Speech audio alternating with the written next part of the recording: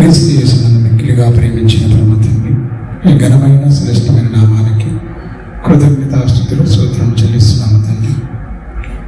నాయన, దైవదాసును నిలబెట్టుకుని తండ్రి, దైవికమైన కుటుంబం ఎలా ఉండాలి, మీరు ఏం కోరుకున్నారు, మనుషులందరూ ఎలా జీవించాలని తండ్రి. నాయన, ఈ కుమారుడిని క్రీస్తుని లోకానికి పంపించి కుటుంబపు విలువలు, మానవ విలువలు నేర్పించిన అనేకమైన సందర్భాలు తండ్రి దైవజనులు నోట ఉంచి మా అందరికీ వినిపింపజేసిన విధానానికి నీకే మహిమ చెల్లిస్తుంది తండ్రి. ఉదయకాలం పూట తండ్రి నీ కుమారుని ద్వారా నిలబెట్టుకుని మాట్లాడే విధానానికి నీకే మహిమ చెల్లిస్తుంది. మాట్లాడబోతున్నాను తండ్రి, మరుగుపరిచి సూటిగా నీ పిల్లలతో మీరే వాక్యం ద్వారా మాట్లాడమని నిండు మనసుతో వేడుకుంటూ మహిమ, ఘనత, ప్రభావం నీకే ఆరోపిస్తూ బలమైన నీ హస్తానికి తండ్రి నీ బిడ్డలమైన మమ్మల్ని అప్పగించుకుంటూ క్రీస్తునామని ప్రార్థన అడుగుతున్నాం తండ్రి.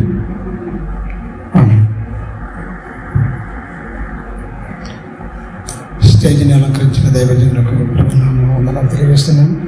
అలాగే కూడి వచ్చిన మీ అందరికీ ప్రభునామ శుభములు తెలియజేస్తున్నాను. ప్రియులారా,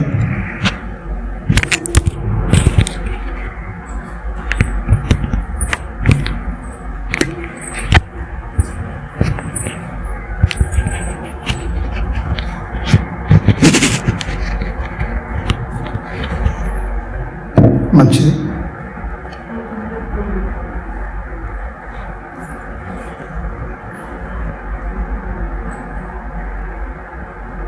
శరీరాన్ని ఎలా వాడాలి అన్న దాని మీద చక్కని విషయాలు మరి యేసుక్రీస్తు ద్వారా పలకబడిన మంచి మాటలు ఆలోచిద్దాం.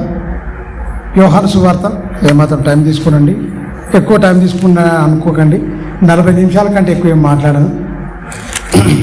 యోహాను సువార్త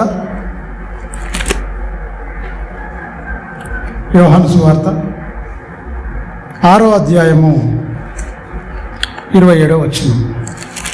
6వ అధ్యాయం 27వ వచనం. క్షేమైన ఆహారం కొరకు కష్టపడకుడు కానీ నిత్య జీవము కలగజేయు అక్షయమైన ఆహారం కొరకే మీరు కష్టపడుడి. మీరు బాగా ఆలోచించండి. ఈ శరీరాన్ని ఎలా వాడాలి అంటే ఏమి తినాలి, ఏమి త్రాగాలి, ఏమి ధరించాలి అన్న దాని మీదనే మనిషికి అప్పటి వరకు ఆలోచన తప్ప ఏ దాన్ని సంపాదించుకోవాలన్న ఆశలు మాత్రం మనిషికి అప్పటి వరకు యేసుక్రీస్తు వచ్చి చెప్పేంత వరకు మనుషులకు ఆ మనసు లేకపోవడం బాధాకరం. మరొకసారి మీరు ఆలోచించండి. క్షయమైన ఆహారం అంటే ఏంటి? రోజుకు 3 పూటలు తినేదే క్షయమైన ఆహారం. కానీ అక్షయమైన ఆహారం ఏంటంటే దేవుని మాటలు, అవి నిత్య జీవము, నేను నిరంతరము జీవింపచేసేది, ఈ భూమి మీద నుంచి వెళ్ళి మరో లోకానికి నడిపించేది. ఇక్కడ కూడా మాటల ప్రకారంగా మనం బ్రతికితే ఇక్కడ కూడా చాలా బాగుంటుంది అన్న దాని మీద యేసుక్రీస్తు మీరు క్షేమైన ఆహారం కొరకు మీరు కష్టపడకండి, అక్షయమైన ఆహారం కొరకు కష్టపడండి. ఆ మాటల్లో జీవం ఉంది, ఆ మాటల కొరకే మీరు బ్రతకమని చెప్తున్న మంచి మాటలు యేసుక్రీస్తు తెలియజేస్తున్నాను. ఆయన శరీరాన్ని ఎలా వాడిండు అంటే పరలోక సాధనముగా చక్కగా బ్రతికిన మనలాంటి రక్త మాంసములు ధరించి ఈ లోకానికి వచ్చి 33.5 సంవత్సరాలు బ్రతికాడు. ఆయన పుట్టింది మొదలుకొని శిలువ యాగం వరకు, యేసుక్రీస్తు జీవించిన జీవితకాలంలో శిలువ యాగం వరకు మీరు గమనించండి, ఈ లోక సంబంధంగా ఎప్పుడూ ఆయన బ్రతకలేదు.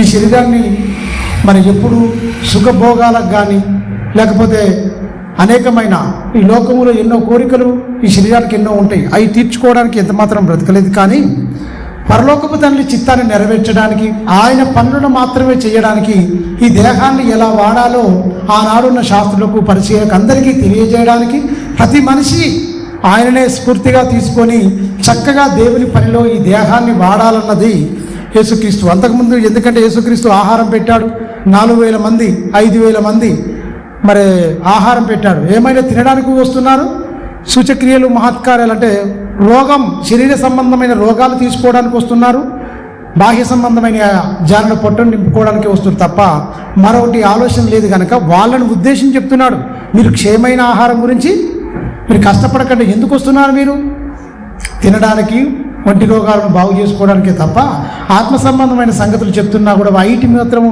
గైకొనక, ఐటి వినక, ఐటిని ఆచరణలో మీ బ్రతుకుల్లో చూపించాలన్నది అప్పటి వరకు చెప్పిన మాటలన్నిటి ఏమైపోయింది?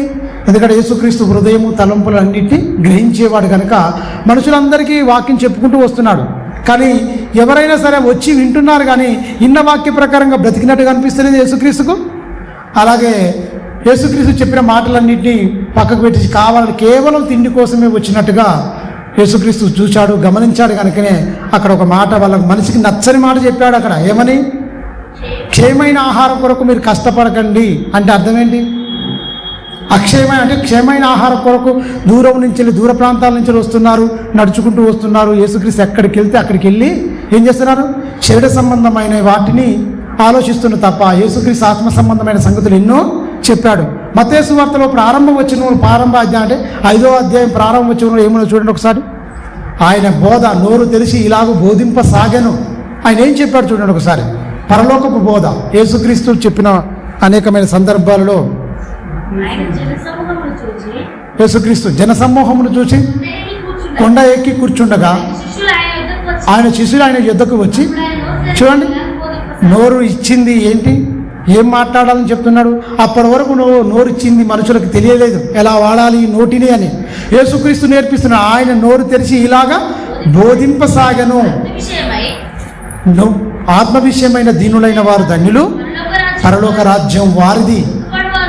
దుఃఖపడవారు ధన్యులు, వారు ఓదార్చబడతారు. మనం ఏమంటాం? మీ దుఃఖ దినములన్నీ సమాప్తం అయితే రండి అంటున్నాడు. దుఃఖపడవారు ధన్యులు, వాళ్ళు ఓదార్పబడతారు. భూమి మీదనా తర్వాతనా? దేవుని వాక్యం వస్తే ఖచ్చితంగా ఇక్కడ ఏంటంటే భూమి మీద నీకు సంతోషంగానే ఉంటావు, ఆత్మీయంగా. బాహ్య సంబంధమైన శ్రమలు, ఇబ్బందులు, ఇరుగులు ఖచ్చితంగా వస్తాయండి. ఎందుకంటే దేవుడే చెప్పాడు, సుఖదుఖములు రెండింటిని నేను జతపరిచి పెట్టాను. అది ఖచ్చితంగా శరీరంలో ఉన్నప్పుడు కష్టాలు, కన్నీళ్ళు, ఇబ్బందులు ఖచ్చితంగా ఉంటాయి ఖచ్చితంగా. అవి ఎప్పటి వరకు అంటే నీ మరణంతోనే రెండు వేరైపోతాయి. నీ మరణంతోనే రెండు వేరైపోయి సుఖ దుఃఖములు అన్నిటి మరణంతోనే వేరైపోతాయి. ఆ వేరైపోయినప్పుడు సుఖశాంతులకు నువ్వు వెళ్ళాలి అంటే ఖచ్చితంగా ఇక్కడ ఉన్నప్పుడు ఏం చేయాలి? దేవుని మాటలు విని దేవుని మాటల ప్రకారంగా బ్రతికితే ఖచ్చితంగా ఏమొస్తుంది? శాశ్వతమైన సుఖంలోనికి వెళ్ళిపోతారు. లేదండి ఈ 60 ఏళ్ళ జీవితం కోసం ఇక్కడనే మేము బ్రతుకుతాము, ఇక్కడనే మాకు సుఖభోగాలు కావాలి, ఇక్కడనే మేము అనుభవించాలి, ఈ శరీరంలో పుట్టిన ప్రతి కోరికను మేము తీర్చుకోవాలని మనిషి అనుకున్నాడు అనుకోండి, వాళ్ళు ఎక్కడికి వెళ్ళిపోతారండి? శాశ్వతమైన దుఃఖంలోకి వెళ్ళిపోతారు. ఇక శాశ్వతమైన దుఃఖం, అక్కడ అగ్ని ఆరదు, పురుగు చావదు. ఈ రెండింటి గురించి చెప్పాడండి. పాపముల గురించి, అలాగే మనిషి బ్రతికే విధానం అంటే జీవితాన్ని ఎలా దేవుని వాక్యానుసారంగా బ్రతికే దేవుడు ఏం కోరుకుంటున్నాడు దాని మీద చెప్తూ ఆయన నోరు తెరిచి ఇలా కొండ ఎక్కి కూర్చుండి నోరు తెరిచి ఇలాగా బోధింపసాగిన ఆత్మ విషయమైన దీనులైన వారు ధన్యులు, పరలోక రాజ్యం వారిది. ఆత్మలో ఏముండాలంటున్నాడు? దీనత్వం ఉండాలి. మనిషికి ఏముంది? ఆత్మలో ఏముందండి? గర్వం అండి, భయంకరమైన గర్వం. ఎందుకంటే దాని లిస్టే మొత్తం చెప్పిండు. మనిషికి ఏముందో ఏం కథో, ఎలాంటి దేహాన్ని ఎలా పాడు చేస్తుండో ఒక లిస్టు చదువుకుందాం మనం. ఎవరు? యేసుక్రీస్తు కంటే ముందుగా వచ్చి పరిశుద్ధాత్మ ద్వారా రాయబడిన సామెతల గ్రంథంలో ఆయన చెప్పిన ఒక సందర్భం చూడండి. 6వ అధ్యాయము 16వ వచనంలో ఒక మనిషికి ఎలాంటి ఉంటుందో, దీనత్వం లేదండి అప్పటి వరకు మనుషుల్లో. యేసుక్రీస్తు ఈ మాట ఎందుకంటే ఆత్మ విషయమైనవి వారు దీనులైన వారు ధన్యులు. ఆత్మ విషయంలో దీనత్వం ఉండాలి. ఆ దీనులైన వారు ధన్యులు, పరలోక రాజ్యం వారిది. అంటే అంతకుముందే ఉన్నదా దీనత్వం? అంటే లేదు అని చెప్తున్నాడు. సొలొమోన్ గారు ఏమంటున్నాడు? 6వ అధ్యాయం, దేవునికి ఎలాంటి అసహ్యములైన 6 కలవు, 7 ఏములే ఆయనకు. అవేమనగా చూడండి, మనిషికి ఏమొచ్చిందండి? దీనత్వం ఉండవలసిన మనిషికి ఏమొచ్చిందంటే అహంకార దృష్టియు, కళ్ళలాడు నాలుకయు, నిరపరాధులు చంపు చేతులను, దుర్యోచనలు యోచించే హృదయమును, కీడు చేయుటకు ఏం చేస్తుంది? పాదాలు ఎక్కడికి వెళ్తున్నాయి? బైబిల్లో ఏముంది? సువార్త ప్రకటించే వారి పాదములు సుందములు. వీడేం చేస్తున్నాడు? కీడు చేయడానికి పరిగెత్తుతున్నాడు. మీరు గమనించండి. నోరేం చేయాలి? జీవఫలాన్ని దేవునికి అర్పించాలి. ఈ నోరేం చేస్తుందండి? ఏం చేస్తుందండి? కొండెములాడడం, భయంకరమైన కళ్ళల నాడుక. ఆ నాలుకతోనే కదండి భయంకరంగా. గొడవలన్నిటికీ మూలమేంటి? ఈ చిన్నడు కనిపించదు, ఎప్పుడు చీకట్లో ఉంటుంది, చల్లగా ఉంటుంది. దీనివల్ల ఏమైపోతాడు? ఎక్కైనా ప్రకృతి చక్రముకే చిచ్చు పెడతాట. ఈ నాలుక చాలా ప్రమాదకరమైంది అన్నాడు. మరి యేసుక్రీస్తు ఎలా వాడిన నాలుక? ఆయన నోట ఏ కపటమైనను లేదు. ప్రపంచానికి నేర్పిస్తున్నాడు, నాలాగా బ్రతకండి, నన్ను పోలి జీవించండి, అలాంటి వారే పరలోకానికి వస్తారని ఆయన చెప్పిండు. ఎవరు? యేసుక్రీస్తు. అప్పటి వరకు ధర్మశాస్త్రం ఉన్నా ధర్మశాస్త్రంలో చెప్పబడిన ప్రతి మాట ఏమాత్రం పాటించకుండా పక్కకు పెట్టి సునీతిని స్థాపించి దేవుని నీతిని ప్రక్కకు త్రోసివేసి ఇష్టానుసారంగా బ్రతికిన బ్రతుకులను బట్టి యేసుక్రీస్తు వచ్చి మళ్ళీ బాధపడుతూ వీళ్ళకి ఎలా చెప్పాలి? ధర్మశాస్త్రం తండ్రిచ్చినప్పటికీ ధర్మశాస్త్రం ఉన్నది, ఉంటే ప్రయోజనం ఏంటి? అందులో ఉన్నది వీళ్ళలోనికి రాలే, ఉండిపోయింది. అలా ధర్మశాస్త్రంలోనే ఉన్నాయి, ప్రతి మాట ఉన్నాయి. కానీ అక్కడ అలాగనే మాటలుగానే ఉండిపోయినాయి తప్ప మనుషులు ఇష్టానుసారంగా బ్రతకడం, అందులో దీనత్వం లేకపోవడం ఇది భయంకరంగా మారిపోయింది. సొలొమోను అందుకనే ముందే చెప్తున్నాడు, ఇలా ఉండకూడదు. దేవునికి 6 ఏమైనా కలవు, 7 కలవు. అందులో ఏమైపోతుందంటే అహంకార దృష్టి ఎలా ఉంటుంది? అహంకారం. మీరు గమనించండి, కళ్ళు, వాళ్ళ ముఖ కవలికలు మొత్తం చూస్తుంటే ఆశ్చర్యమైపోతాయి. మొత్తం మీరు గమనించండి, వాళ్ళ కోపం, వాళ్ళ గర్వం, ఆ డబ్బులున్నది చూడండి. వాళ్ళు చూస్తున్నప్పుడు కానీ పేదవాళ్ళను కానీ చిన్నది ఏదైనా అయిపోయింది అనుకోండి, ఎలా ఇదైపోతారు? మీరు గమనించండి, మొన్ననే కూరగాయలకు వెళ్దామని ఇట్లా ఆటో తీసుకుని వెళ్ళిపోతున్నాం అంతే. కారు అక్కడ ఆగింది, కారు కంటే ముందుగా ఇలా ఏం తాకలే, ఏం చేయలే, మరీ ఆపి మమ్మల్ని తిట్టుకుంటూ పోతుండు. నేను ఆపున్నా కదా, ఆగొచ్చు కదా, ఎందుకంత తొందర? నన్ను క్రాస్ చేసి వస్తున్నావు, నీకేమైనా తాకిందా? తాకలే. డబ్బుందన్న మదము, గర్వం, అంతే, ఏం లేదు. మనిషిలో ఇది భయంకరమైంది. ఇది అది ఉండకూడదు. సమానత్వం సూచే చాటి మనిషిని ప్రేమించలేని దౌర్భాగ్యులు. అసలు నీకు అవసరమే లేదు ఆ సంగతి. గమనించండి, డబ్బు ఉందనే మనమైతే ఎవరిని మనం ముందుకెళ్ళిపోయి ఏమైపోయి, ఇది నా కారు ఉంది కదా, వెనక నీ క్రాస్ చేసుకొని పోయి, నీకేంటి? రామోజీ పిలిచి గేట్ ఎదురుగానే మేము ఇలా ముందుకెళ్ళి ఇలా వెళ్ళిపోయినామండి అంతే. ఆయన ఆపుకున్నాడు, ఆయన కంటే ముందుకు వెళ్ళొద్దట. మరి ఇదేంటి అని మీరు గమనించండి. అంటే అహంకార దృష్టి చూడండి. డబ్బులండి, డబ్బులున్నది, అందువల్ల డబ్బు ఏదైనా చేపిస్తుంది. దాన్ని నమ్ముకునే సర్వనాశనం అయిపోతారు అన్నాడు. డబ్బును నమ్ముకున్నవాడు సర్వనాశనం అయిపోతారని కూడా చెప్తారు. చూడండి కింది వచనం ఏమంటున్నాడు? ఈ లోకంలో నాలుకను ఇస్తే మంచి మాటలే పలకాలు తప్ప లేని మాటలన్నీ అబద్ధం ఆడే నాలుకలట. ఇదంతా మొత్తం ఏమైపోయింది? లేని మాటలు పలికే అబద్ధ సాక్షియు. చూడండి, అన్నదమ్ములకు ఏమైపోతుంది? అన్నదమ్ములకు ఈ నాలుక ఏమైపోయింది? అన్నదమ్ములకు ఒకప్పుడు ప్రేమ, సంతోషం, వాడు తినకపోయినా కూడా తినని బతిలాడి మంచిగా ఉన్నవాళ్ళే. తర్వాత ఏమైపోయింది? అదే నాలుక మళ్ళా రివల్స్ అయింది, మడత పెట్టేసింది, మొత్తం మడత పెట్టేసిండు. తర్వాత ఏమంటున్నాడు? గొడవలాడుతున్నారు అన్నదమ్ములు మధ్యలో. ఏంటి? జగడములు పెట్టించువాడును నా కుమారుడా. చూడండి, ఇవన్నీ ఎందుకు ఈ కలల నాడుక వస్తుంది? ఎందుకు అహంకార దృష్టి వస్తుంది? ఎందుకు దుర్యోచనలు యోచించే హృదయం ఎందుకు తయారైపోయిందంటే కేవలం మూలం ఏమైపోయిందంటే దానికి ఏంటంటే దేవుని ఉపదేశము, దేవుని జ్ఞానం లేకనే ఈ దరిద్రమైన ఈ దుర్గుణాలు అనేది మనిషి హృదయంలోకి వచ్చి కూర్చుంటాయి అని చెప్తాడు. మీరు గమనించండి, మనిషి హృదయంలో ఉండకూడని ఆ ఉన్నవి చెప్తున్నాడు పరిశుద్ధాత్మ ప్రేరణతో. ఈ మంచిగా లేవు, దేవునికి వ్యతిరేకమైనవి, దేవుని ఉపదేశం లేకుంటే, దేవుని మాటలు లేకుంటే మనిషి హృదయంలోకి వచ్చి ఎలాంటివి వచ్చి చేరుకుంటాయట? మనం చదువుకున్న మొత్తం లిస్ట్ వచ్చి కూర్చుంటుంది. అలాంటి వాడిగా దేవునికి ఎలా, దేవుని సంతోషపెట్టగలడా? శరీరాన్ని దేవుని గురించి వాడగలడా? దేవుని ఇష్టాన్ని ఏమైనా తెలుసుకోగలడా? మీరు గమనించండి, దేవునికి ఇష్టానుసారంగా బ్రతకగలడా? సాటి మనిషిని ప్రేమించగలడా? సాటి మనిషికి సహాయం చేయగలడా? సాటి మనిషిని గౌరవించగలడా? సాటి మనిషిని పక్కకు పెట్టండి. అన్నదమ్ములు సొంత అన్నదమ్మునే ఓర్చడు వీడిగా. సొంత అన్నదమ్ములు ఒకే తల్లికి పుట్టిన వాళ్ళని ఓర్చని దౌర్భాగ్యులుగా మిగిలిపోతారట. దేవుని వాక్యం లేకపోతే ఇలాంటి క్యారెక్టర్ మొత్తం దిగిపోద్ది. అంటే ఈ ఎవరికి ఉంటుంది తెలుసా? అపవాదికి ఉంటుందండి. అపవాదికి ఉంటాడు. అందుకని అపవాదికి ఉన్న దుర్గుణాలన్నింటినీ వాడు కనిపించడు. వానికంటూ లిఖితపూర్వకమైన ఒక గ్రంథం లేదు. అయినా కూడా ప్రతి మనిషిలో వాని క్రియలు కనిపిస్తాయి. మరి ఆది కాండం నుంచి ప్రకటన గ్రంథం వరకు దేవుడు మొత్తం ఆయన మనసు మొత్తం రాయించి ఇచ్చిన మనిషికి మాత్రం ఏమైపోయిందండి? ఆ ఇందులో ఉన్న మాటలు ఇందులోకి రావు. కానీ లోక వార్తలు, లోక సంబంధమైన పనికి మాలిన మాటలు మాత్రం ఖచ్చితంగా మనిషి హృదయంలోకి వచ్చేస్తాయి. ఏదో చదువుకున్నట్టే. మీరు గమనించండి, గొడవ పెట్టుకున్నాను అనుకోండి, పుస్తకం చదివినట్టే. ఇక పుస్తకం చదివినట్టే. అవసరం అనుకోండి నీళ్లు కూడా తాగి మరొకసారి దమ్ము తీద్దాం అన్నట్టుగా. మీరు గమనించండి, నాలుక ఇచ్చింది తిట్టడానిక? నాలుక ఇచ్చింది తిట్టడానికంటే మీరు గమనించండి, జీవఫలాన్ని దేవునికి అర్పించమని దేవుడు అన్నాడు. అవునా? దేవుడు చక్కగా చెప్తే దేవుని మాటలు లేకుండా, అదుపు లేకుండా మాటలు ఇష్టానుసారంగా మాట్లాడుతాం, కోకోలను చూస్తాం. అంతేనా? భయంకరంగా. ప్రియమైన దేవుని పిల్లలు, ఎందుకోసం అలా అదుపు లేదు? వాళ్ళకి తెలియదు.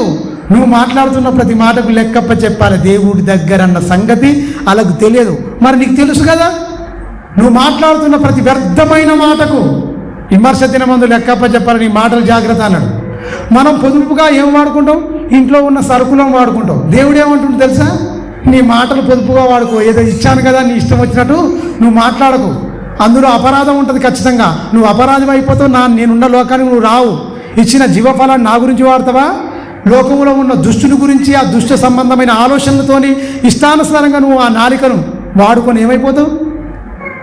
అపవాది సంబంధిగా మారిపోతావా అన్నదాన్ని యేసుక్రీస్తు కంటే ముందుగా చెప్పబడుతుంది సొలొమోను ద్వారా. అన్నదమ్ములో కూడా జగడం అంటే మీరు చూడండి, అన్నదమ్ములో గొడవ పెట్టుకొని ఒకే కుటుంబంగా చెప్పాడుగా అన్నయ్య గారు. మీరు గమనించండి, కుటుంబంలో ఉన్నప్పుడు ఎలా ఉండాలండి? మంచిగా అన్నదమ్ములు చాలా గౌరవింపబడి, అంటే ఒకరికొకరు ఉమ్మడి కుటుంబాలని చాలా వరకు కొంతగా ఉండేది. ఇప్పుడు లేదు. ఉమ్మడి కుటుంబాలు ఉన్నాయండి, పెళ్ళి అయిన వెంటనే ఏమంటే వేరే కాపురం, అంతే. ఇక ఎందుకు?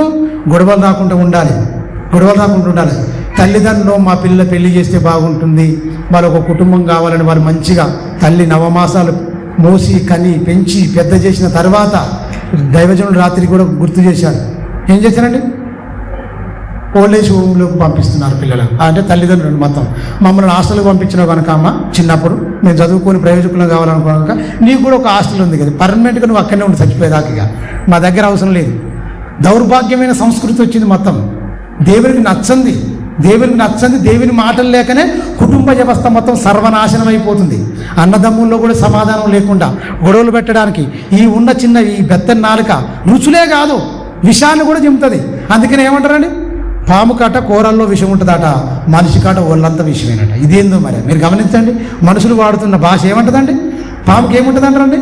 పాముకు కూరల్లో మాత్రమే విషం ఉంటుంది అని అంటుంది. మనిషి కాట ఒళ్ళంతా విషమేనట మొత్తం. అంటే ఇలా విషపురుగుగా మారిపోతే ఎవరికి మంచిగా చేస్తారు మీరు గమనించండి. అలాంటి వాళ్ళందరినీ ఇలాంటివి ఉండకుండా దేవునికి ఇష్టానుసారంగా బ్రతికింప చేయాలని యేసుక్రీస్తు చెప్పిన మంచి మాటలండి. నైతిక విలువలు నేర్పించే మన బ్రతుకు పుస్తకం. ఇందులో ఉన్నది ఎందులో లేదు. ప్రియమైన దేవుని పిల్లల 66 పుస్తకాల ఆదికాండం నుంచి ప్రకటన గ్రంథం వరకు కేవలం మనుషులు ఎలా ఉండాలి, ఎలా బ్రతకాలి, ఎలా జీవించాలి, ఎలా మంచిగా నా దగ్గరికి తిరిగి రావాలన్నది దేవుని ఉద్దేశము, దేవుని సంకల్పం. అది తెలిపాలంటే నువ్వు ఎక్కడెక్కడికి పోతే ఉండదు. నువ్వు 60 ఏళ్ళు నువ్వు అభ్యసించే లోక విద్యను అభ్యసించినా కూడా నీకు తెలియదు. లోక విద్య అభ్యసించి ఏమైతే దొరికినా పక్కవాన్ని తొక్కేయాలి, నేను ఎలా పైకి రావాలని చూస్తావు. వానికి ఎలా ఎన్ను పోటు పొడవాలని నువ్వు నేర్చుకుంటావు తప్ప నువ్వు పక్కవాన్ని ప్రేమించాలనే తత్వం నీకు ఏమీ ఉండదు.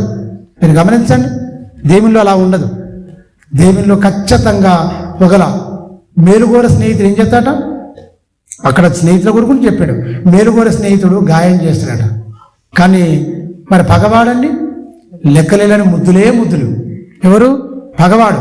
మీరు గమనించండి, ఏది ఇష్టపడతాడు మనిషి? భగవాన్నే ఇష్టపడతాడు. ముద్దులు పెట్టేవాడిని ఇష్టపడతాడు. గాయం చేసేవాడిని అమ్మో వీని మాటలు ఇలా ఉంటే వద్దు అన్నట్టుగా. యేసుక్రీస్తు అందరినీ గాయమే చేసిండు. యేసుక్రీస్తు మాటలన్నిటికీ ప్రపంచానికి ఆడున్న అవిధేయులందరికీ ఏం చేశాడు? ప్రేమించాడు కనుక అందరికీ గాయమే. హృదయం కండలుగా మొత్తం చీల్చబడాలి. మొత్తం వీళ్ళలో ఉన్న కరుడు కట్టిన భక్తిహీనత, ఆ పాపం మొత్తం బయటికి వెళ్ళిపోవాలి. ఈ దైవికమైన మాటలు వాళ్ళ హృదయంలో నాటపడాలి అన్న దాని మీద దేవుని వాక్యమనే ఆయన వాక్యమై ఉన్న యేసు శరీరధారిగా కృపాసత్య సంపూర్ణుడుగా మన మధ్య జీవిస్తూ వచ్చి ఈ లోకానికి వచ్చి 33.5 సంవత్సరాలు జీవించి ఎక్కడ తొట్టిల్లకుండా పడిపోకుండా పరిశుద్ధంగా బ్రతికితూ అనేకులను పరిశుద్ధులుగా మార్చడానికి ఆయన మాటలు చెప్పడమే కాదు, బ్రతికి చూపించాడు. ప్రియమైన దేవుని పిల్లం బ్రతికి చూపించాడు. కింద వచనం చూద్దాం. 6వ అధ్యాయం 16వ వచనంలో కింద వచనం. లేదు కిందికమ్మా. కుమారుడా, నా కుమారుడా, చూడండి, నీ తండ్రి ఆజ్ఞను గైకొనుము, నీ తల్లి ఉపదేశమును త్రోసివేయకము, వాటి ఎల్లప్పుడును నీ హృదయం మందు ధరించుకోము. నీ మెడ చుట్టూను వాటిని ఈ కనిపించేటిగా కనబడనియా. ఈ కనపడవు, మనం కనబడని కట్టుకుంటాం. దేవుడు ఏమంటుండంటే, దేవుని వాక్యాన్ని ఏమంటుండు? ధరించుకోమంటుండు, మెడకు కట్టుకోమంటుండు. ఎప్పటికీ నీ హృదయంలో. కానీ మనిషి ఏం చేస్తాడు? ధరించుకోవాలంటే కాస్ట్లీ బట్టలు ఎక్కడున్నాయి అసలు? ఏ షాపింగ్కి వెళ్తే బాగా మంచి బట్టలు వస్తాయి?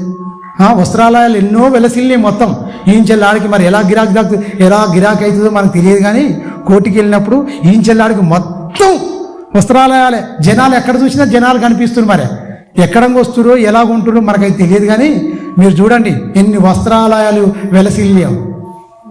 అవి వేసుకుంటే వచ్చేస్తాయా? మీరు గమనించండి. ఈ కనబడని కానీ దేవుడు ఏమంటుంటాడు, నీ హృదయంలో వాటిని ఏంటి, తల్లి ఉపదేశమును త్రోసివేయకుము. అంటే మీరు గమనించండి, తల్లిదండ్రుల మాట వినే వాళ్ళే ఉన్నారా? దేవుని వాక్యం వస్తే తల్లి తండ్రికి లోబడి తల్లిదండ్రుల మాట విని వాళ్ళను గౌరవాన్ని పెంచేటట్టుగా ఉండాలి పిల్లలైతే. కానీ ఏమంటారు, వాళ్ళ గౌరవాన్ని దిగదార్చేటట్టుగా వాళ్ళు తయారైపోతున్నట్టు ఇంటికి ఎరిగినా దేవుని మాటలు లేకనే ఏమైపోతుంది, కుటుంబ వ్యవస్థ మొత్తం సర్వనాశనం అయిపోతుంది. ఎందుకు దీనికి మూలమని మనం ఆలోచిస్తే, దేవుని మాటలు దగ్గరికి వాళ్ళు రాకుండా వాళ్ళు లోక సంబంధంగా ఈ లోకంలో అనేకమైన వాటిని ఆలోచిస్తారు, అనేకమైన వాటిని తెలుసుకుంటారు తప్ప నిజదేవుణ్ణి వెతుకులాటలో నిజదేవుణ్ణి తెలుసుకునే పనిలో అందరూ విఫలమైపోయారండి. కొద్దిమంది మాత్రమే సఫలు అవుతున్నారు. వాళ్ళను కూడా ఈ లోకసం కొంతవరకు ప్రారంభంలో మంచిగానే ఉంటున్నారు. ఇక బ్రతుకుతూ కొంతకాలం అయిన తర్వాత ఏమైపోతున్నారు, వీళ్ళు కూడా దిగజారిపోయే పరిస్థితులు వస్తున్నాయి. అందుకనే ఆదికాండం నుంచి ప్రకటన గ్రంథం వరకు మనం క్షుణ్ణంగా ప్రతి అధ్యాయం మీద మంచిగా ఆలోచనతోని చక్కగా దేవుని ప్రేమను అర్థం చేసుకోవాలి. మనుషులు బాగా ఎందుకు పాపం చేస్తారు ఒకసారి చెప్పండి. మనుషులు పాపంలో దేవుని నమ్ముకున్న బిడ్డలు కూడా పాపం ఎందుకు చేస్తారు చెప్పండి ఒకసారి. ఎందుకు చేస్తారండి? వాక్యం తెలియకనా? వాక్యం తెలిసా? వాక్యాలు లేక మాకు ఇది చెప్పలేదు. ఆదికాండం నుంచి ప్రకటన గ్రంథం వరకు మానవునికి ప్రయోజనకరమైన మాట దేవుడికి ఇది మర్చిపోయాడు, ఇది చెప్పలేదు అన్నట్టుగా ఏమైనా ఉందా? నువ్వు ఎలా బ్రతకాలో, నువ్వు ఎలా మాట్లాడాలో, నువ్వు ఎలా చూడాలో, ఈ సర్వ శరీరాన్ని నువ్వు ఎలా వాడాలో సంపూర్ణంగా వివరించిన గ్రంథము దేవుడు రాయించిన గ్రంథం. తన మనసు అండి, 66 పుస్తకాలు తన మనసు మన గురించే, మన గురించే, ఆయన గురించి కాదు. నువ్వు ఎలా ఉండాలి, ఆయన ఎలా ఉన్నాడు, నువ్వెవరివి అసలు అన్న దాని మీద చక్కగా దేవుడు రాయించిన మాటలు. ప్రియమైన దేవుని పిల్లరా, దేవుని మాటలు లేక ప్రపంచం చెడిపోవట్లేదు, కానీ దేవుని మాటల ప్రకారంగా బ్రతకక చెడిపోతుంది క్రైస్తవ్యం కూడా. మీరు గమనించండి, హృదయం అనే పలక మీద ఇటు ముద్రించుకొని. ఎందుకంటే లోకము అంతా ఏమైపోయిందంటే సంఘంలోకి వచ్చేసింది. రాలేదా? సంఘంలోకి వచ్చింది. సంఘంలో ఉన్నంత కాలం అంటే ఉన్నంత ఒక 2 గంటలు భక్తిగా ఉండేటట్టుగా ఏమార్చిందండి దుష్టుడు. ఎందుకంటే భక్తి అందరినీ ఒకరిని చూసుకుంటూ తప్ప భక్తి నేనున్నాను అనుకోండి, నేనే చెప్పుకుంటా, నేనున్నాను అనుకోండి, నేనుండి దేవుని వాక్యం చెప్తుంటే నాకంటే కొంచెం వీక్గా ఉన్నాను, వాడిని చూసి వానికంటే నేను బెటరే, పర్వాలేదు, నా భక్తి సరిపోతులే అని నేను అనుకుంటా. కానీ అందరి భక్తి ఖచ్చితంగా దేవుని వాక్యానికి కొలమానం తూకం వేసి దేవుడు మట్టపు గుండును పెట్టి చూస్తే నా భక్తి తేలిపోద్ది. బైబిల్లో భక్తుల జీవితాలను అందుకే ఖచ్చితంగా పదిలంగా రాయించాడు. అబ్రహాం ఎలా బతికాడు, ఇస్సాక్ ఎలా బతికాడు, యాకోబు ఎలా జీవించాడు, యోసేపు ఎలా జీవించాడు, మోషే గారు, అహరోను, మిరియాము, వీళ్ళందరూ ఎలా జీవించారని వాళ్ళ జీవితాలను కూడా, వాళ్ళు బ్రతికిన విధానాన్ని కూడా ఖచ్చితంగా దేవుడు రాయించాడు.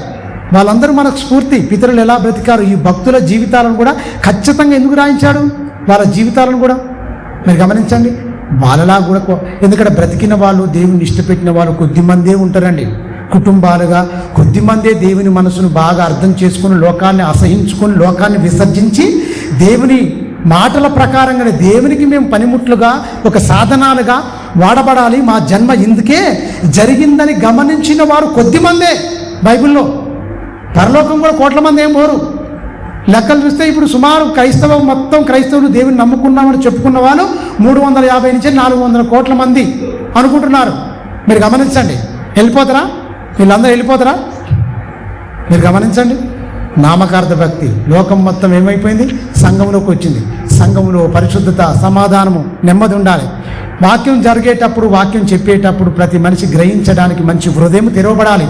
ఒక లూది అది ఏమైపోతుందండి, వ్యాపారం చేసుకుంటాం వచ్చి ఏమైంది దొరికినా హృదయం తెరవబడింది, ఒక చెవు నుంచి వెళ్ళిపోయింది, హృదయం తెరవబడింది, దేవుని వాక్యం విన్నది, చక్కగా కుటుంబాన్ని కట్టుకున్నట్టుగా మనం చదువుకున్నాం. ప్రియమైన దేవుని పిల్లరా, ఆమె ఒక పరలోక సాధనంగా మంచిగా మారిపోయింది. కుటుంబం మొత్తం ఏంటి, బ్యాప్టిజం తీసుకుని మంచిగా సువార్త వ్యాప్తిలో ఆ వంతు ఆమె పాలిభాగస్తురాలు అయిందంటే మీరు గమనించండి. ఒక పని చేసుకుంటాను, సంఘంలోకి వచ్చిన తర్వాత కూడా హృదయం అనేది తెరవబడాలి. ఖచ్చితంగా తెరవబడాలి అంటే ఒకసారి చూద్దాం. ప్రియమైన దేవుని పిల్లరా, లూకా సువార్త 24వ అధ్యాయం వాక్యం మీద మనసుండి వాక్య ప్రకారంగా బ్రతకాలనే మంచి మనసు ఎవరికి ఉందో ఒకసారి చూద్దాం. వాళ్ళు ఎలా వాడబడ్డారో వాళ్ళని చూద్దాం ఒకసారి. 24వ అధ్యాయం 44వ వచనంలో యేసుక్రీస్తు తిరిగి లేచిన తర్వాత అంతటా ఆయన చూడండి, మోషే ధర్మశాస్త్రంలోను ప్రవక్తల గ్రంథములోను కీర్తనలోను నన్ను గూర్చి రాయబడినవన్నీ నెరవేరవలనని నేను మీ యొద్ద ఉండినప్పుడు మీతో నేను చెప్పిన మాటలన్నీ నెరవేరినవని శిష్యులతో చెప్పాడా? అప్పుడు వారు ఎవరండి? అపోస్తులండి. లేఖనములు గ్రహించున్నట్లు ఆయన వారి మనసు తెరిచెను. ఆయన వారి మనసు తెరిచెను. మీరు గమనించండి, మనసు తెరవడం అంటే మామూలు విషయం కాదు. పోయిన సంవత్సరం చెప్పిన మందిరానికి వెళ్తున్న నీవు మనసు కూడా వెళ్తుందా? మందిరానికి వెళ్తున్న నీవు మనసు కూడా వెళుతుందా అన్న అంశం మాట్లాడినాం. మీరు గమనించండి ప్రియమైన దేవుని పిల్లరా, ఇక్కడేమంటున్నాడు? ప్రవక్తల గ్రంథములోను మోషే గ్రంథంలోను కీర్తనల గ్రంథములోను ఇవన్నిటి రాయబడేవన్నీ నా జీవితంలో మొత్తం నెరవేరి నేను మీ దగ్గర ఉన్నప్పుడు చెప్పాను. చనిపోక మునుపు అంటే శిలువ యాగం జరగక మునుపు చెప్పినవన్నీ వాళ్ళందరూ గ్రహించినట్లు ఇవన్నీ నా ప్రవచనాలే, నా గురించే రాయబడినవి మొత్తం. అవన్నీ వాక్యం నీకు బాగా అర్థం కావాలి, నీ జన్మ నీకు పరమార్థం అర్థం కావాలి, నువ్వు ఎలా జీవించాలి అంటే ఏమైపోవాలి? నీకు మనసు తెరవబడాలన్నట్టండి. మనసు తెరవబడకుండా నీకు వాక్యం ఎంత చెప్పినా నీకు ఎక్కదు. భక్తిహీనులుగా ఎందుకు మారిపోతారు? మనసు తెరవబడకుండా. మనసు ఏదో పేరుకు మాత్రమే చూచి వచ్చిన మన దేవుని నమ్మకం అలా కాదండి. మనసు తెరవబడాలి. గ్రంథం గ్రహించాలి అంటే నీ మనసు తెరవబడితే గ్రంథం గ్రహిస్తావు. కానీ మనసు తెరవబడకపోతే ముయ్యబడితే మన మనోనేత్రం కూడా అంటారు. అందుకనే మనోనేత్రములు వెలిగింపబడితే అర్థమైపోతుంది. మనోనేత్రం మూయించాం. అందుకనే ఈ యుగ సంబంధమైన దేవత అవిశ్వాసులైన మనోనేత్రం గుడ్డితనము కలుగజేసింది. కానీ అవన్నిటికి ఏంటి? వీళ్ళ మనసు తెరవబడింది. ఎవరికి? అపోస్తులకు. కీర్తనల గ్రంథములోను ప్రవక్తల గ్రంథములోను మోషే గ్రంథములు రాయబడిన మాటలన్నింటినీ వాళ్ళు గ్రహించున్నట్లు భూదిగంతముల వరకు వాళ్ళు సాక్షులుగా జీవించున్నట్లు అనేకులకు క్రీస్తు ప్రేమను తండ్రి ప్రేమను వివరించి ఈ సృష్టి గురించి సమస్తాన్ని వివరించి చెప్పడానికి అపోస్తుల మనసు తెరిచింది. ఇప్పుడు ఆ బాధ్యత వాళ్ళు వెళ్ళిపోయారు, వాళ్ళ పనులు ముగించుకున్నారు, చక్కగా వాళ్ళకంటూ కోరికలు లేకుండా జీవించారు.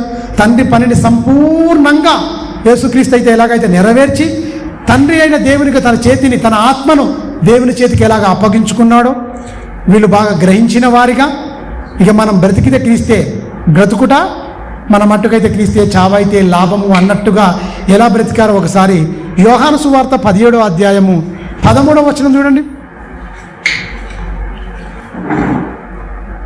వాళ్ళు భక్తులుగా మిగిలిపోతారండి.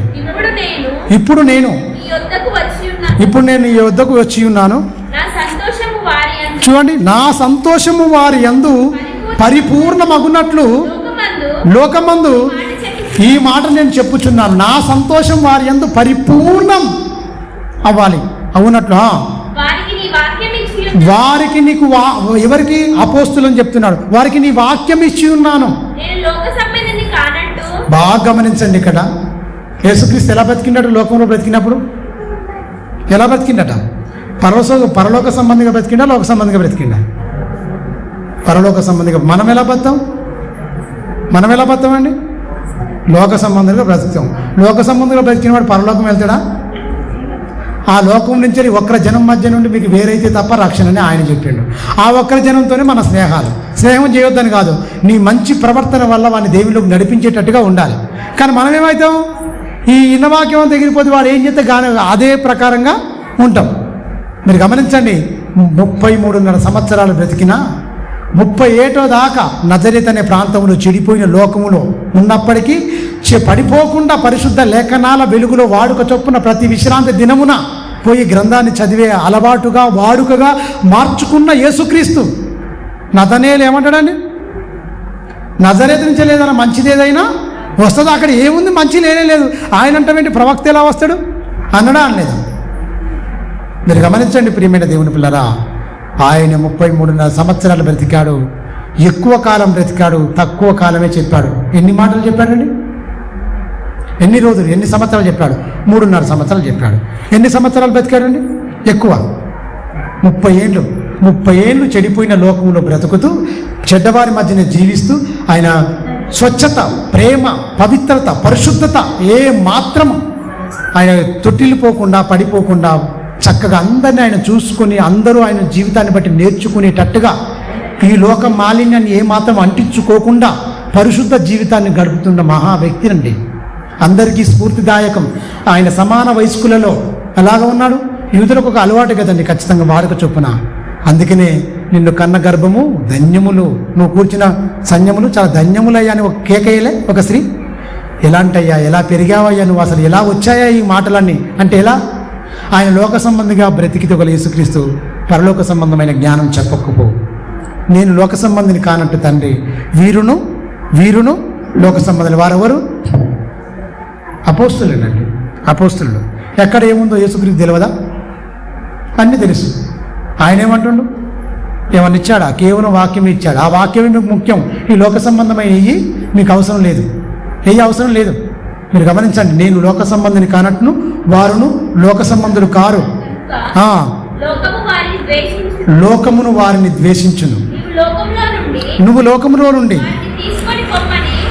ఎందుకంటే వాళ్ళ భూతికంతముల వరకు సాక్షిగా ఉండాలి కనుక వారిని నువ్వు వాళ్ళని తీసుకుపోమని నేను ప్రార్థించట్లేదు. కానీ దుష్టుల నుండి అయ్యా ఎన్నో వస్తుంటాయి మొత్తం శ్రమలు, ఇబ్బందులు. అక్కడి నుంచి దుష్టుల నుంచి వెళ్ళి వాడు పెడుతున్న ఇబ్బందుల నుంచి వెళ్ళి వారిని మాత్రం తప్పించి బలముగా వాళ్ళ హృదయములో వాక్యాన్ని చక్కగా ప్రకటించేటట్టుగా వాళ్ళ మంచి యోధులుగా తండ్రి మార్చమని తండ్రికి విజ్ఞాపన చేస్తున్నాడు.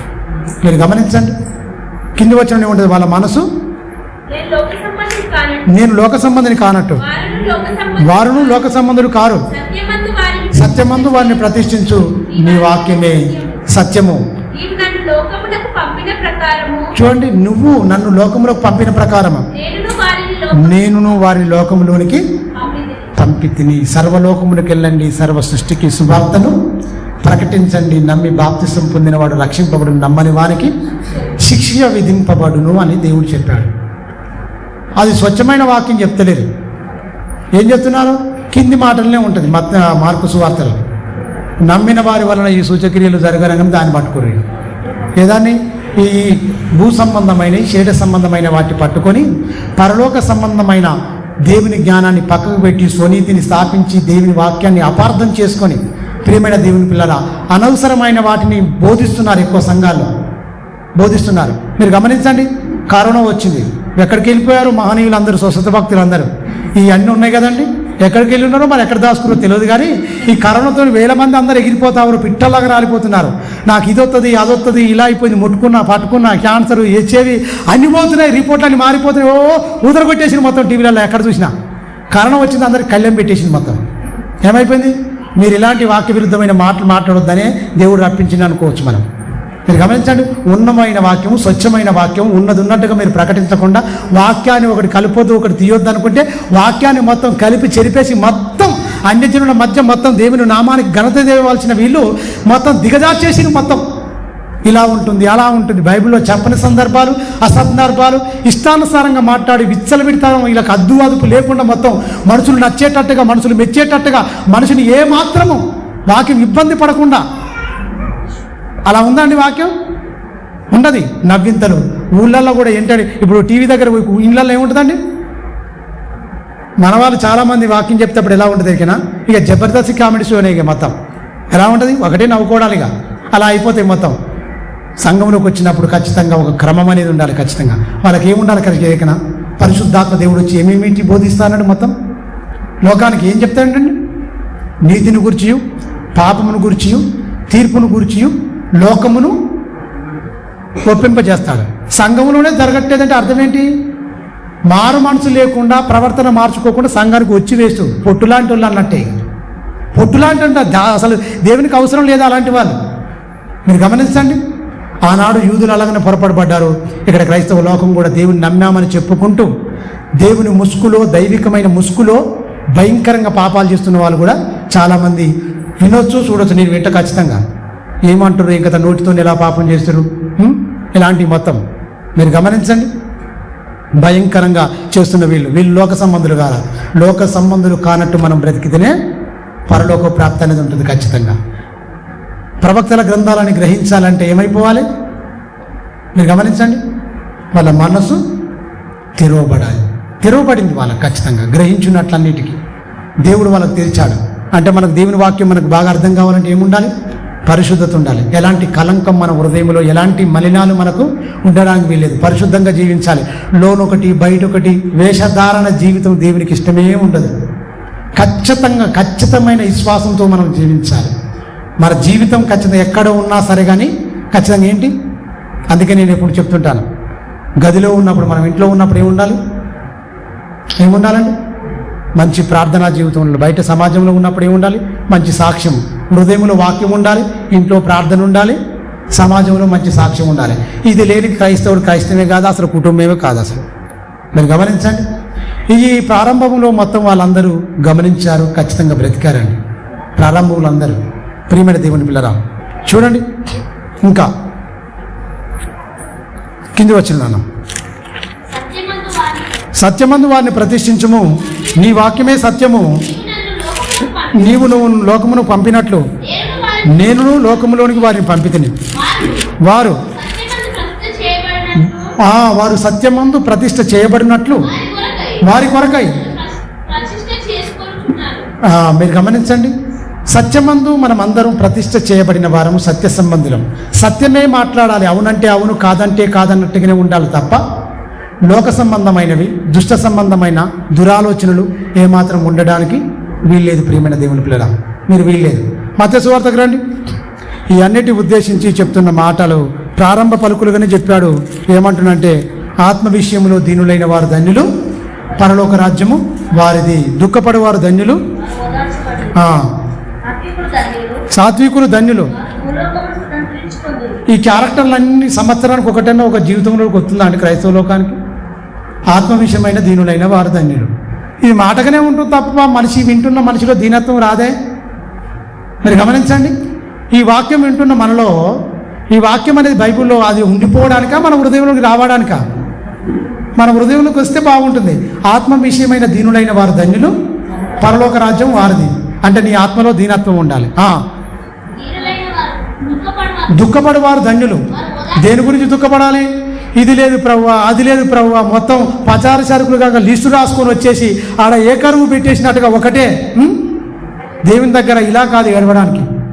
మన ఇండ్ల వారు, మన ఇండ్ల పిల్లల గురించి, మన ఆత్మీయ స్థితి గురించి, మన రక్త సంబంధాల గురించి, రక్షణ లేని వారి గురించి దుఃఖపడితే దేవుడు సంతోషిస్తాడు. నీ సొంతంగా నీకు పుట్టే కోరికలు తీర్చుకోవడానికి అవి తీర్చలేవు కనుక నాకు తీర్చుతండి అని నువ్వు ఏడ్చినవనుకో, దానివల్ల ప్రయోజనం ఏంటండి? ఆత్మల భారం కలిగి ఏడిస్తే దేవుడు సంతోషపడతాడు. అయ్యా వాళ్ళు మారాలి, నన్ను బలంగా వాడుకో అని నువ్వు ప్రార్థన చేస్తే బాగుంటుంది. అలాంటి దుఃఖం ఉంటుందా ఆత్మలో? మీరు గమనించండి, దుఃఖపడేవారు ధన్యులు. దేనికి దుఃఖపడతాం మనం? మన కోరికలు, మన ఆలోచనలు అవి తీరక ఐటి గురించి మనం ఏడుస్తాం, ఐటి గురించి మనం బాధపడతాం తప్ప వేరే దాని గురించి మనం అడగం. అందుకని అసలు సిసలైన దాన్ని ఏం చెప్తున్నాడు యేసుక్రీస్తు? ఖచ్చితంగా సాత్వికం అనేది ఉన్నదా అండి క్రైస్తవులకు? లోకంలో క్రీస్తు రక్తంలో కడగబడము, క్రీస్తులోనికి రాకమునపు ఖచ్చితంగా సాత్వికం అనేది లేదు. ఖచ్చితంగా దేవుడు కోరుకుంటుంది సాత్వికులు ధన్యులు, వాళ్ళు భూలోకమును స్వసంతరించుకుందురు. నీతి కొరకు ఆకలి దప్పులు గలవారు ధన్యులు, వారి తృప్తిపరచబడుదురు. మీరు గమనించండి, నీతి కొరకు ఆకలి దప్పులు అనేది ఉందా అండి? నీతి కొరకు ఆకలి దప్పులు. నీతి ఏంటండి? నీతి ఏంటండి? దేవుని వాక్యం కోసము. మీరు గమనించండి, ఆకలి దప్పులు గలవారు ధన్యులు, వారి పరలోక రాజ్యము. అంటే వాళ్ళు తృప్తిపరచబడుదురు అని చెప్తున్నాడా? కనికరం గలవారు ధన్యులు, వారి కనికరం పొందుదురు. హృదయ శుద్ధి గలవారు ధన్యులు. చూడండి, హృదయ శుద్ధి గలవారు ధన్యులు, వాళ్ళు దేవుణ్ణి చూసేది. ఇవన్నింటినీ యేసుక్రీస్తు చెప్తున్న మంచి మాటలండి.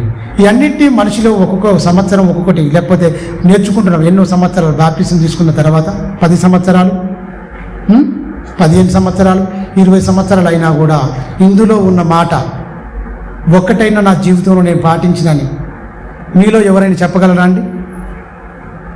మీరు గమనించండి, ఇందులో ఉన్న మాట యేసుక్రీస్తు చెప్పిన మాట, యేసుక్రీస్తు ఇందులో అన్నింటినీ ఆయనకు ఒక్కనికే చెందుతాయండి. ఆయన తర్వాత అపోస్తులు మాత్రం ఖచ్చితంగా పాటించారు. నీతి కొరకు ఏమైపోయారు? నీతి కొరకు ఆకలి దప్పులు కలిగి ఉన్నారు. సమాధానపరిచారు, కొట్టినా కూడా కొట్టించుకున్నారు, కొరడాలతో కొట్టారు, మొత్తం అవమానం పొందారు. కైనా కూడా వాళ్ళు ఏంటి, ఎక్కడ వాళ్ళ తొట్టిలలే, సాత్వికమైన మనసు కలిగి ఉంది మొత్తం. యేసుక్రీస్తు అయితే ఏదైతే ఈ బోధ చేశాడో ఆ బోధను గట్టిగా పట్టుకున్నారు, వాళ్ళ హృదయంలో పెట్టుకున్నారు, సర్వలోకములో వాళ్ళు చాటించారు. ఏంటి? బ్రతికి చాటించారు. మనము బ్రతకగా చాటిస్తాము, అంతేనా? ఇప్పుడున్న వాళ్ళు ఎక్కువ మంది ఏంటంటే చెప్పరు, అంటే చెప్పడం ఇష్టపడతారు కానీ బ్రతకడం ఇష్టపడరు.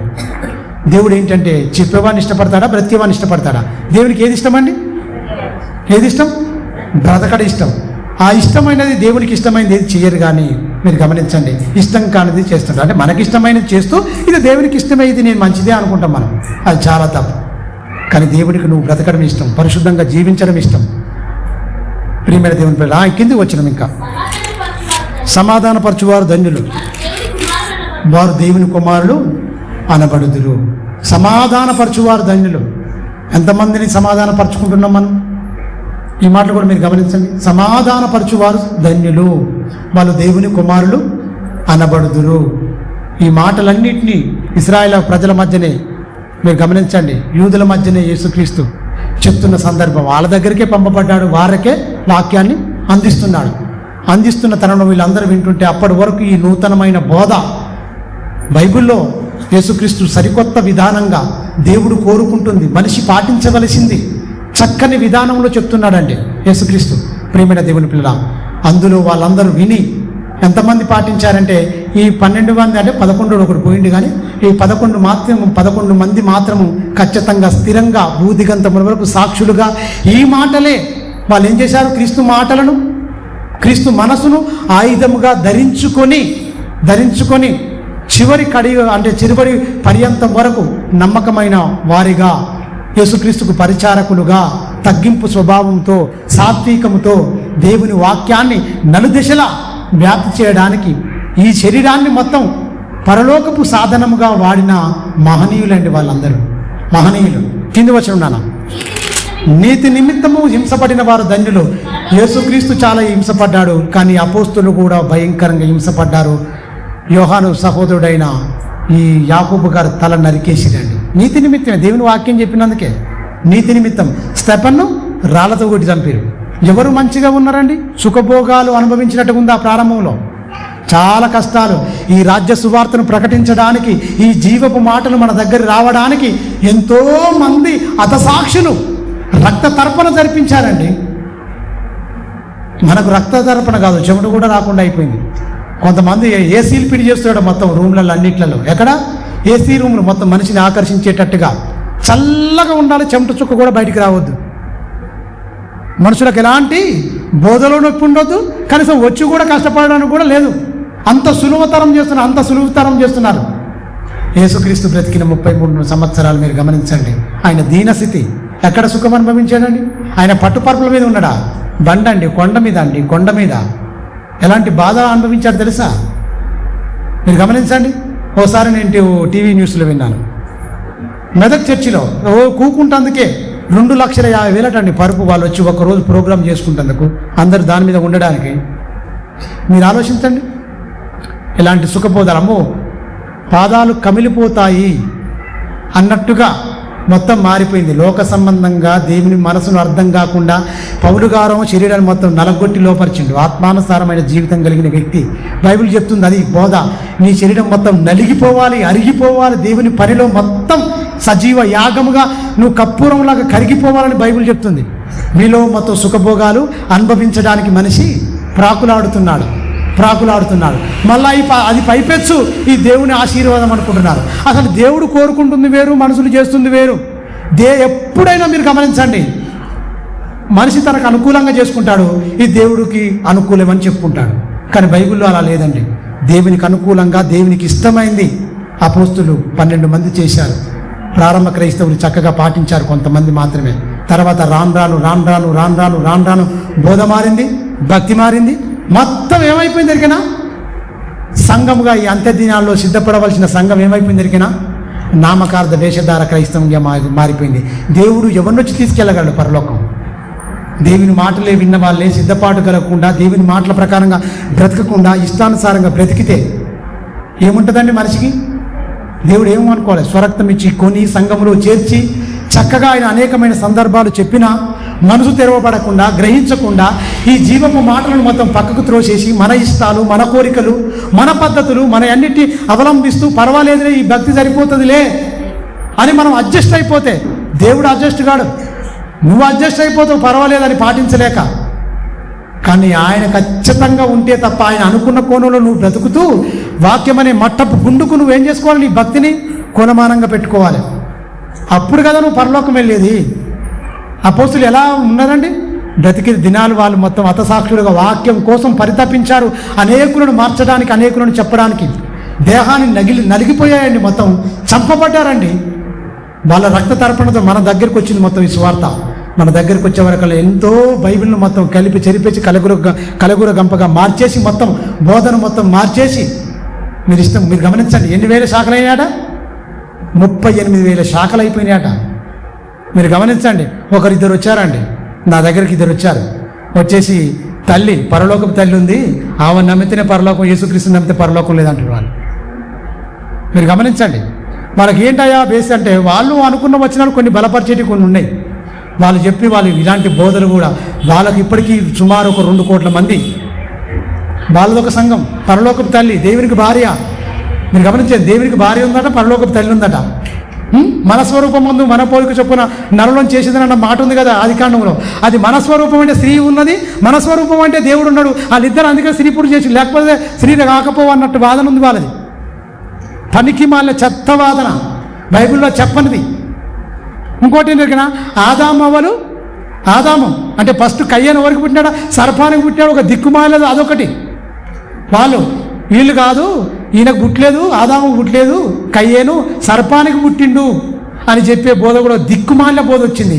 ఈ అంత్య దినాలలో ఎంత జాగ్రత్తగా ఉండాలి క్రైస్తవ లోకం. ఎలా గలిబిలి చేస్తుంది చూడండి. వచ్చేదో సంఘానికి వచ్చినా అయిపోయిందంటే ఈ బోధల వల్ల కూడా మొత్తం క్రైస్తవ్యం మొత్తం ఎటు కాకుండా తప్పుడు. అన్నయ్య గారు చెప్పారు ముందు చెప్పిన మాటలు మీరు గమనించండి. సత్య సంబంధంగా బ్రతకాలన్నా, సత్యం వాక్యం దగ్గర రావాలన్నా కూడా రాలేరు, వినలేరు, బ్రతకలేరు. అది వచ్చిన వారు కొద్ది మంది మాత్రమే ఉంటారు. ఆ కొద్ది మందిని కూడా చెడగొట్టడానికి దుష్టుడు ఎక్కడ సత్యాన్ని ప్రకటింపబడతారో ఆ సత్య సంబంధుల దగ్గర కూడా దుష్టుడు కూడా ఏం చేస్తాడంటే అక్కడికే వస్తాడు. ఆ సత్య సంబంధంలో ఉన్న వారికి ఆ దుష్టునికి ఏం పని? లోకమంతయు దుష్టుని యందు పడి ఉంది. ఇక్కడ మొత్తం అసత్య సంబంధులందరూ ఎవరు? దుష్టుని సంబంధులే. ఒక్క దెబ్బకు 2 పిట్టలని లోక సామెత. ఒక్కరిని పట్టుకుంటే సార్ సంఘంలో ఉన్న వాళ్ళు 1000 మంది మొత్తం ఏమైపోతారు? నా వశంలో అయిపోతారు, నా కన్ను అయిపోతారు. నేను ఉండే స్థలంలో వారు ఉండులాగున నిరంతరం నేను కాలిపోతా, ఆ వాళ్ళు కూడా కాలిపోవాలని దేవుని స్వరూపము, దేవుని పోలిక పుట్టిన బిడ్డలందరినీ ఏమార్చి దుష్టుడు ఎలా దెబ్బ కొట్టిండు. సాతాను తంత్రంలో ఎరగాలంటే నీ మనసు తెరవబడాలి. సాతాను గురించి కూడా సంపూర్ణంగా రాయించిన గ్రంథమే బైబిల్ అండి. సాతాను, వాని కుయుత్తులు, వాడు ఎక్కడి నుంచి ఆదాము అవ్వమ్మ నుంచెళ్ళి వాళ్ళు ఎలా మోసపరిచింది, అప్పటి నుంచి మానవ కుటుంబాలను పతనం చేయడానికి ఇప్పటి వరకు వాడు ఎలాంటి ప్రణాళికలు కలిగి ఉన్నాడు దేవుడు వాని గురించి సంపూర్ణంగా చెప్పాడు.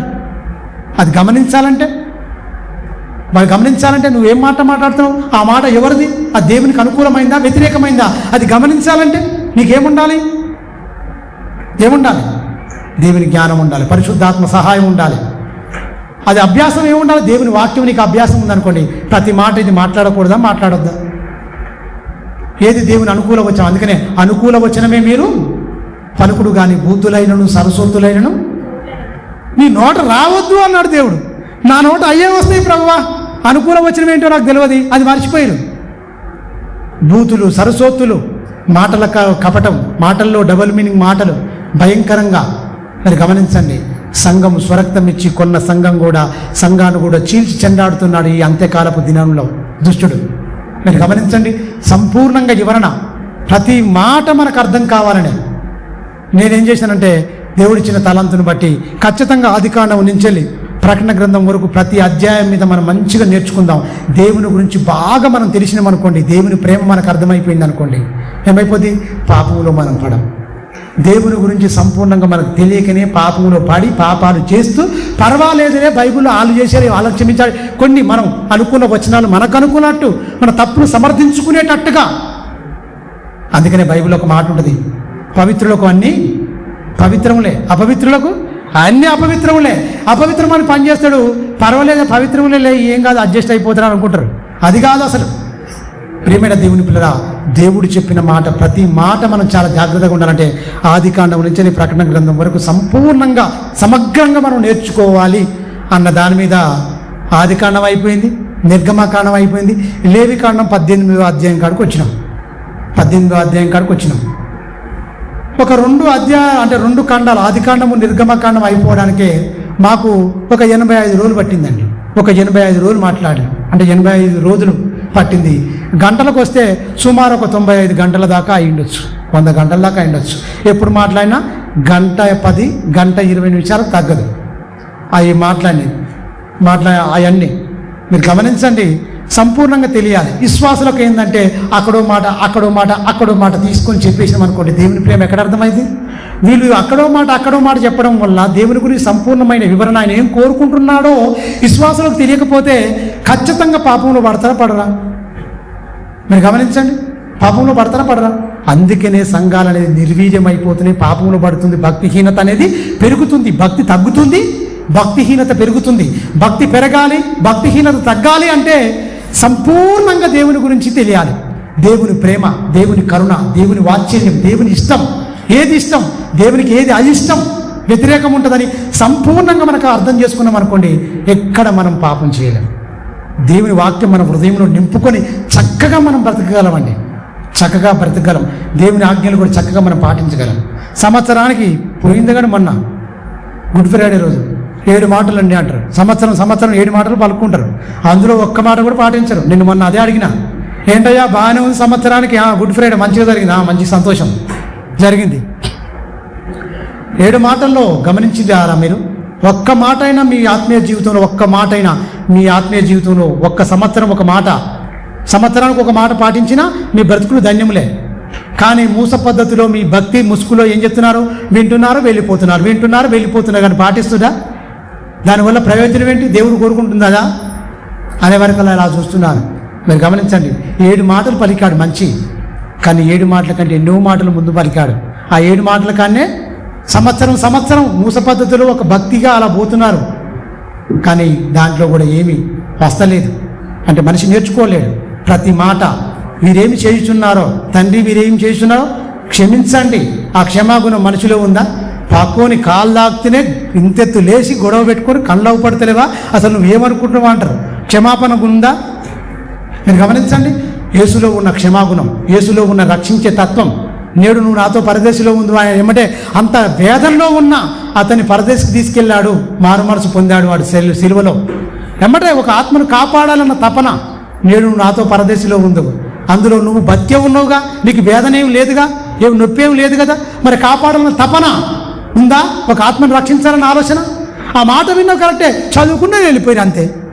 కానీ కాపాడాలి, నా వంతు బాధ్యతగా నేను కొన్ని ఆత్మలను సంపాదించాలి, నాతో పాటు పరలోకం తీసుకుపోవాలన్న ఆలోచన ఏమన్నా సిద్ధపరచాలన్న ఆలోచన ఉందా? లేదు. మీరు గమనించండి, ఆ 7 మాటల్లో చాలా అమూల్యమైన మాటలు పలికాడు, కానీ ఏ ఒక్కటి అలాగా ఉండిపోయిన, బైబిల్లో ఉండిపోయిన తప్ప మనిషి బ్రతుకుల్లోనికి తెచ్చుకోలేదు. ఇప్పుడు ఈ అంత్య దినాల్లో అలాగా ఉన్నది మూస పద్ధతిలో, కానీ అలా ఉండకూడదు. అలా ఉండకూడదు అంటే మనకు దేవుని గురించి సంపూర్ణమైన వివరణ మనకు ఖచ్చితంగా తెలుసుకోవాలి. ఆదికాండం నుంచి వెళ్ళి ప్రకటన గ్రంథం వరకు సంపూర్ణంగా మనం అర్థం చేసుకొని దేవునికి, ఎందుకంటే యేసుక్రీస్తు అంటాడు, ఇదిగో తండ్రి నేను భూమి మీద నీ చిత్తాన్ని, నీ ఇష్టాన్ని నేను నెరవేర్చాను, నిన్ను భూమి మీద నేను మహిమపరిచాను. ఇదిగో తండ్రి నా ఆత్మను నీ చేతికి అప్పగిస్తున్నాను. లోకం పుట్టక మునుపు నీ యొద్ద నాకు ఏ మహిమ ఉన్నదో ఆ మహిమతో నన్ను ఇప్పుడు మహిమపరచు తండ్రి అన్నాడు. అలా చెప్పుకున్నంత భక్తి మనలో లేకపోతే ఏ ఒక్కరూ మనం పరలోకం వెళ్ళాం. పరలోక సాధనాలుగా మారాలి. చిన్న సంఘమేనండి, మన చిన్న సంఘమే, పిల్లలందరూ కష్టపడుతున్నారు. మీరు గమనించండి, చిన్న సంఘమే కానీ పిల్లలందరూ కష్టపడుతున్నారు. ఇవన్నిటి మొత్తం కట్టెలు కొట్టడం కానీ, వంటలు చేయడం కానీ, ఎంత ఎంతో పెద్ద ఎంతమంది 50 మంది 60 మంది వెళ్ళిపోయే వాళ్ళు కూడా ఇంతవరకు ఈ కాలంలో ఒక మీటింగ్ కూడా పెట్టలేదు. ఒక్క మీటింగ్ కూడా పెట్టలేదు. మనమే మీటింగ్లు పెడుతున్నాం. మీటింగ్లు పెట్టడం వల్ల పెడుతున్నాం అన్నది ఒకటి ఉంది. కానీ కాకపోతే ఏంటంటే ఇప్పటి వరకు ఇది ఒక మొదటి సభ అనుకోవచ్చు. అంత కరెక్ట్గా లేకపోతే కుటుంబం మీద కానీ లేకపోతే ఏదో కొంచెం మొత్తం మీద అయితే అది ఒకటైతే ఉన్నది. కంపల్సరీ అంతా లోటును భర్తీ చేసుకోవాలి. దైవికమైన కుటుంబం ఇంకా దేవుని ప్రేమను సరైన పద్ధతిలో నా మాటకు నేను ఖచ్చితంగా యథార్థంగా ఒప్పుకుంటా. అంతగా గొప్పగా ఈ సభలు జరిగినట్లు మాట్లాడలేదు, చెప్పలేను. ఈ సభల్లో కాకుండా ఈ సభ ఒకటి మినహాయిస్తే ఇప్పుడు జరుగుతున్న దాంట్లో ముందు జరిగిన సభల్లో ఏదైనా సరే జరిగినాయి అంటే జరిగినాయి అంతే తప్ప అంత గొప్పగా దేవుణ్ణి ఆనందపరిచేటట్టుగా దేవుని ప్రేమను లోతుగా విశ్లేషించి నేనైతే చెప్పలేదని నేను ఖచ్చితంగా నేను ఒప్పుకుంటున్నాను ఖచ్చితంగా. కానీ బైబిల్ అర్థం ఇప్పుడు నాకు వచ్చిన కాంచెలి, ఈ స్టోక్ వచ్చిన కాంచెలి చదువుతుంటూ అర్థం చేసుకుంటుంటే నాకే తెలిసిపోతుంది. ఎందుకంటే మనలో ఉన్న లోపాలు చెప్పేది, మనలో ఉన్న అన్ని దిద్దేసేది. ఎందుకంటే వాక్యం అనేది అర్థం, పై రూపం చూసుకోవాలంటే ఇంట్లో ఉన్న అర్థం చూసుకోవాలి. మనలో ఉన్న లోటుపాటు చూసుకోవాలంటే వాక్యం అనే అర్థం దగ్గరికి ఖచ్చితంగా రావాలి. ఆ వాక్యం అనే అర్థంలో మనం ఏమేం చేసినామో ఖచ్చితంగా చూపిస్తుంటుంది. కానీ తప్పులు ఒప్పుకొని వదిలిపెట్టిన వాడు వదిలితాడు, కప్పుకున్నవాడు ఎందుకంటే మనం ఒప్పుకున్న మనిషే ఉండాలి ఖచ్చితంగా. ఎందుకంటే ఇన్ని రోజుల సభలు అంటే ఒక 6 సభలు జరిగినాయి అనుకుంటా. 6 సభల్లో అంత గొప్పగా దేవుని మాటలు దేవుని ప్రేమను అంత లోతుగా వివరించలేకపోయాయేమో. ఆత్మలు కూడా నూతన ఆత్మలు కూడా మన దగ్గరికి ఏమి రాలేదు. ఈ సభలలో ఖచ్చితంగా నూతన ఆత్మల కోసం కుటుంబ ఫ్యామిలీ మంచిగా కట్టబడాలి. దైవికమైన కుటుంబం ఎలా ఉండాలి, అసలు దేవుడు ఏం కోరుకుంటున్నాడు అన్న దాని మీద ఈ సభలు ఆరంభించాము. ఇది మనం మొదటి రోజు అయిపోయింది, 2వ రోజు అయిపోయింది, 3వ రోజులకు దేవుడు క్షేమంగా మనందరినీ తీసుకొచ్చాడు. మంచి మాటలు వినిపింప చేస్తున్నాడు. అన్నయ్య కూడా చక్కని మాటలు మీరు విన్నారు. బాబు మీరు ప్రారంభంలో మాటలు చెప్పాడు రేటింగ్ గురించి, 5 స్టార్ రేటింగ్ గురించి, క్రైస్తవ జీవితం గురించి. మరి ఏ రేటింగ్ ఇచ్చిందో మరి మీరే చెప్పాలి. మరి ఖచ్చితంగా 5 స్టార్ రేటింగ్ అంటే కరెంట్ అనేది కాలదు, ఆదా చేసుకుంటాం ఖచ్చితంగా పవర్. ఎందుకంటే ఇప్పుడు యూనిట్లు కూడా పెరిగినాయి, క్యాస్ట్ పెరిగింది అంటే యూనిట్ క్యాస్ట్ పెంచేసింది మొత్తం. అంటే డబ్బులు అనేది ఇప్పుడు ఒక 300 వచ్చింది అనుకోండి, 600 వస్తుంది బిల్లు. ఇప్పుడు 1000 రూపాయలు వచ్చింది అనుకో, 2000 డబల్ పెరిగింది మొత్తం. అలా తగ్గాలి అంటే ఖచ్చితంగా అన్నింటిలో ఉండాలి. 5 స్టార్ రేటింగ్ ఉండేది తీసుకోవాలి. టీవీలో కానీ, ఫ్రిడ్జ్లో కానీ, వాషింగ్ మిషన్లో కానీ, ప్రతి దాంట్లో ఖచ్చితంగా ఏముండాలి. అవన్నీ ఖచ్చితంగా ఉంటే మనకు సేవ్ అవుతుందని మనం అనుకుంటాం. మన ఆత్మీయ జీవితంలో కూడా ఏ రేటింగ్లో అంటే ఏ రేటింగ్ ఇచ్చుకోవాలి మనం, 1, 2 అసలు మొత్తమే లేదా, అసలు ఏంటి మన ఆత్మీయ జీవితం అని ఆ మాటలు కూడా మీరు గుర్తు చేసుకోండి. ఇంకా 2 రోజులు మన ముందుంది. ఈరోజు సాయంత్రం సభ కూడా ఉంది. ప్రియులారా, చక్కని మాటలు దేవుడు ఇంపజేస్తున్నందుకు తండ్రి అయిన దేవుడికి ప్రొవైడ్ చేసుకున్నాము వందనములు శుభములు.